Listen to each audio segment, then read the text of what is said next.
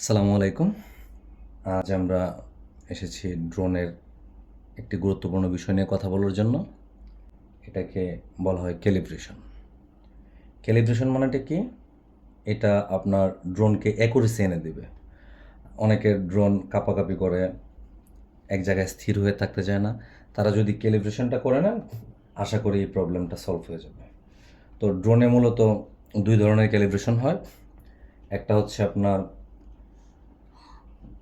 আমাদের compass calibration এবং অন্যটি হচ্ছে IMU ক্যালিব্রেশন। আজকে আমরা দুটো ক্যালিব্রেশন আপনাদের জন্য করে দেখাবো। প্রথমে আমরা চলে যাচ্ছি কন্ট্রোলারের 3 ডট অপশনে।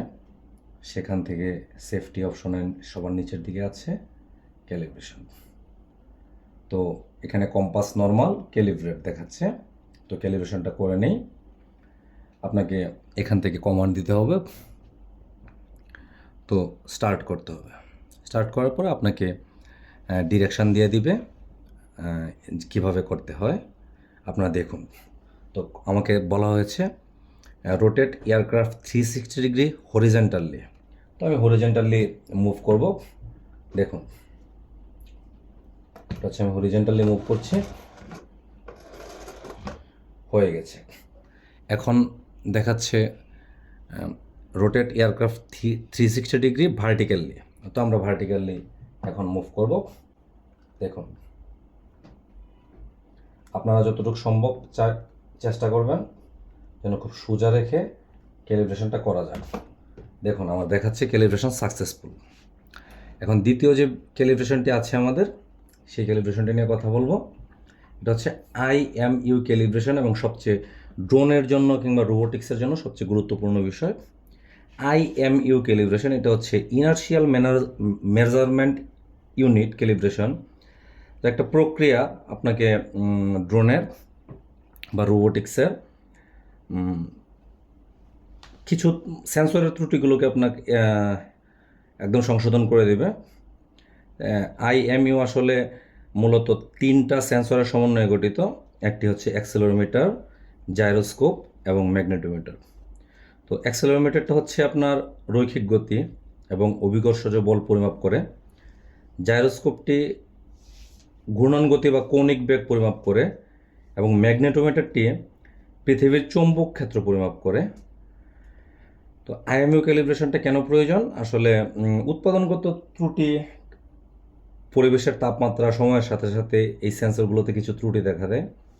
ক্যালিব্রেশন না করলে সেন্সর ড্রিফট করে বা ড্রোন এক জায়গায় স্থির হয়ে থাকতে চায় না এবং জিরো অফসেট ত্রুটি দেখা দেয়। ধরেন আপনি দেখালো আপনার লেভেলার 0 ডিগ্রিতে আছে, কিন্তু আপনি যখন নর্মালি একটা ফ্ল্যাট সারফেসে রাখবেন, দেখবেন এখানে 0.5 ডিগ্রি কোণে হেলে আছে। তো এটাতে কি হয়, ড্রোনের অ্যাকুরেসিটা আর কখনো সঠিকভাবে পাওয়া যায় না। তো আমরা আজকে দেখাবো আপনার কীভাবে IMU ক্যালিব্রেশনটা করতে হয়। তো আমি কম্পাস ক্যালিব্রেশনের ঠিক নিচে IMU ক্যালিব্রেশনটা আছে, আমি এটাকে ক্যালিব্রেট করে দিচ্ছি। এই যে ক্যালিব্রেট। এখন দেখুন, place the aircraft on level surface. তো আমি লেভেল সারফেসে রেখে দিলাম এয়ারক্রাফটে। Calibrate the aircraft as shown, only move the aircraft when promoted by the instruction, keep the aircraft powered on and avoid starting the motors. তো আমাকে প্রথমে যে কাজটি করতে হবে সেটি হচ্ছে আমার ড্রোনটিকে ফোল্ড করে নিতে হবে। এটা হচ্ছে ক্যালিব্রেশনের শর্ত। তো আমি করছি, দেখুন।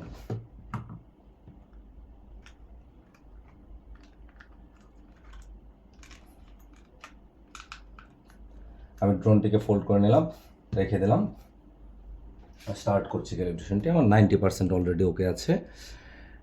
আমি ক্যালিব্রেশন করতে গেলে আপনার 5টা ধাপ পেরে হতে হবে এখান থেকে। তো আমি প্রথম ধাপে আমাকে বলা হয়েছিল জাস্ট ড্রোনটাকে এভাবে রাখার জন্য আমি রেখেছিলাম। দ্বিতীয় ধাপে বলা হচ্ছে আমার ড্রোনটাকে একটু এভাবে থেকে এভাবে কাত করে রাখার জন্য। তো আমি এটাকে একটু কাত করে দিলাম। আপনারা দেখুন কিভাবে করবেন। একটু কাত করে দিলাম, লাইটটা ব্লিঙ্ক করছে। আমার এটা হয়ে গেছে। এখন আমাকে বলা হচ্ছে ঠিক ড্রোনটাকে ওইদিকে কাত করে দেওয়ার জন্য। আমি কাত করে দিলাম, ড্রোনটা কাত করে দিলাম, আপনারা দেখতে পাচ্ছেন। আমার গ্রিন লাইট ব্লিঙ্ক করছে। এখন বলা হচ্ছে ড্রোনটাকে আমি জাস্ট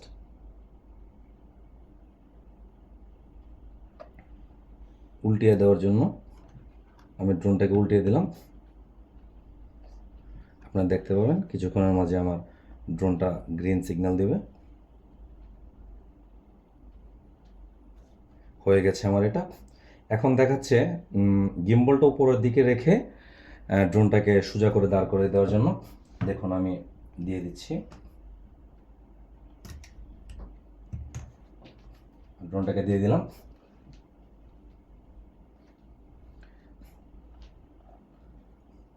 দেখুন আমার ড্রোনটি কিন্তু রিস্টার্ট নিচ্ছে। আমার ড্রোনটি আবার রিস্টার্ট নিয়ে নিল।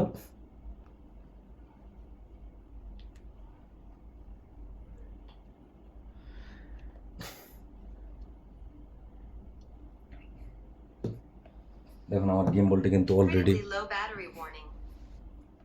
দেখুন আমার ক্যালিব্রেশন সাকসেসফুল, আমার ক্যালিব্রেট হয়ে গেছে। হ্যাঁ, এখন আমি যত বাতাসেই উড়াই না কেন ড্রোনটা চেষ্টা করবে সে স্থির থাকার জন্য এবং আমাকে সঠিকভাবে তার যে পারফরমেন্সটা আছে সেটা 100% দেওয়ার জন্য।